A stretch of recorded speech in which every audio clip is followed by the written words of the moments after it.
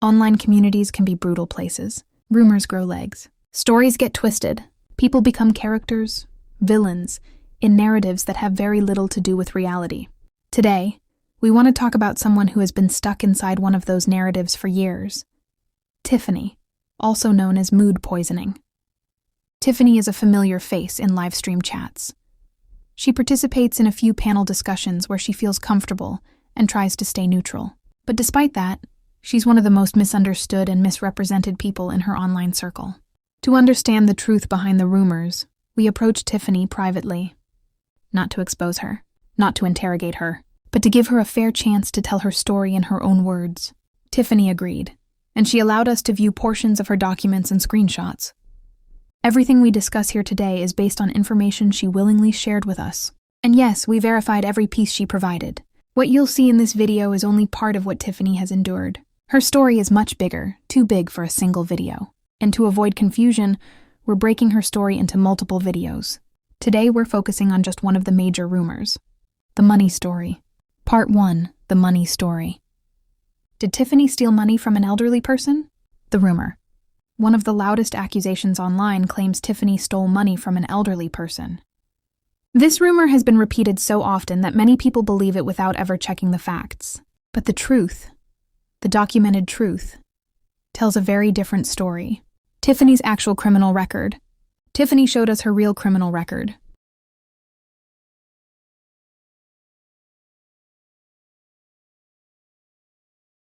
Before we go any further, we need to talk about what Tiffany was actually charged with, because this is where so many of the lies begin.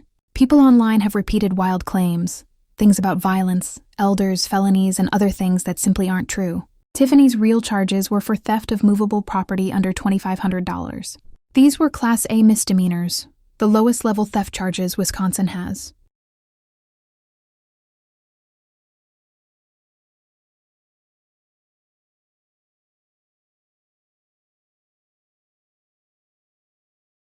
And as you can see here, the law is clear. A Class A misdemeanor applies only to property under $2,500. It is a nonviolent offense. It does not mean the person harmed an elderly individual. Higher value thefts become felonies, but Tiffany's was nowhere near that category. This lines up exactly with Tiffany's court records. So when trolls online claim she abused an elderly person, or committed violent crimes, or stole thousands of dollars, they're ignoring the actual law and the real charges. These were low-level misdemeanors from over a decade ago, not felonies, not fraud, not exploitation, no elderly victims, no financial abuse. She was 26. She had just escaped an abusive home. She was in survival mode. Where the false elderly rumor came from. Tiffany explained that people misinterpreted her probation conditions and assumed they involved an elderly victim. That misunderstanding became the foundation of the rumor. And from there, trolls twisted it into something completely false. The truth about the elderly person. Tiffany told us something that adds even more clarity. Yes, the people she stole the items from were older, but they were wealthy business owners, not vulnerable seniors. This aligns exactly with her court record. A misdemeanor theft of removable property. Physical items, not money. The context, what Tiffany was living through. When Tiffany makes mistakes, she admits them openly. But what people don't talk about is the environment she was in at the time.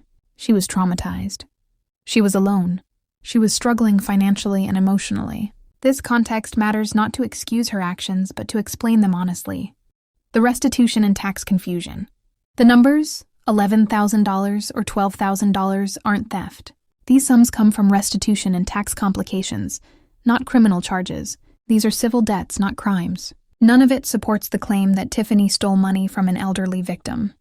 The harassment Tiffany faces, and the money rumor is only the beginning. Tiffany has been targeted with extreme accusations, far beyond the truth.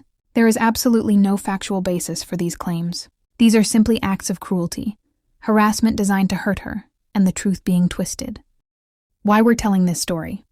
Tiffany isn't asking people to like her. She isn't trying to erase her mistakes. She just wants the truth to be told accurately, without exaggeration, without twisting, and without hate. And the truth is simple. The rumor that she stole money from an elderly person is false. Her court record doesn't show it. Her screenshots don't support it. And none of the evidence she shared aligns with the story trolls repeat. What's coming next? This is only one chapter of Tiffany's story. There are more lies, more rumors, more misunderstandings. To keep things clear and avoid confusion, we'll continue breaking her story into separate videos, each one dealing with one rumor at a time. So if you want the truth, without the gossip, without the drama, follow along as we continue uncovering the real story behind Tiffany. Video ending segment. Does Tiffany's story match reality? Legal and factual clarity check. Before ending this video, we want to make something absolutely clear. Everything we've shared today has been independently verified, including public records, definitions of charges, and how these laws actually work in the real world. And when you compare Tiffany's explanation to how the system really functions, the pieces do line up. Here's what we confirmed. 1.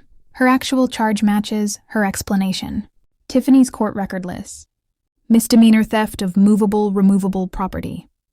That charge legally refers to taking physical items, not money, not exploiting anyone, and absolutely not harming an elderly person.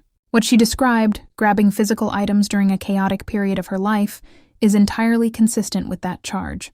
2. Probation conditions are often misunderstood. People have pointed to her probation terms and twisted them into accusations. But in reality, judges can add standard conditions that have nothing to do with the offense. This happens all the time. Just because the word elderly appears somewhere in a probation guideline does not mean she harmed an elderly person. Her explanation matches how probation is regularly handled.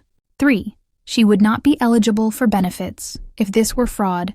If Tiffany had committed fraud, she would have lost access to state and federal assistance. She still receives benefits. That alone tells you her charge was not fraud and was not exploitation of any kind. 4. The W-2 tax situation is a civil issue, not criminal. The IRS and state agencies regularly investigate situations where two people claim the same child. Tax forms don't match, income records conflict. This leads to civil debts, not criminal cases. Tiffany described this exact process, and it matches how the IRS handles these situations. 5. Restitution amounts can be high, even for misdemeanors. Some people might question her restitution numbers. But restitution can include the value of items, claimed losses, legal fees, investigative costs. It can absolutely add up to the amounts she mentioned. This part of her story also checks out. 6. Civil warrants are not arrest warrants. This is the biggest source of confusion. Civil warrants mean you owe money, not you committed a violent crime. You're wanted for arrest. You hurt someone. Many people, including those attacking her, don't understand the difference. Her description matches how the law treats unpaid restitution or tax debt. 7. The entire story is consistent with real-world law. Every major detail she explained, the charges, the restitution, the civil warrants, the tax issues, the probation confusion, all line up with how these systems operate in the U.S. There is nothing unusual, unbelievable, or contradictory about her side of the story. Tiffany's situation is not unique, but the harassment she's endured absolutely is. She has disabilities. She has trauma. She has survived an abusive home, an abusive relationship, and years of judgment from people who never bothered to understand the truth. This video is the first step in correcting that. This is only part 1 of her story. There is much more, but it deserves to be told clearly, carefully, and one piece at a time, so nothing gets misinterpreted again. If you've made it this far, thank you for listening with empathy. More will come, but for now, this is the truth.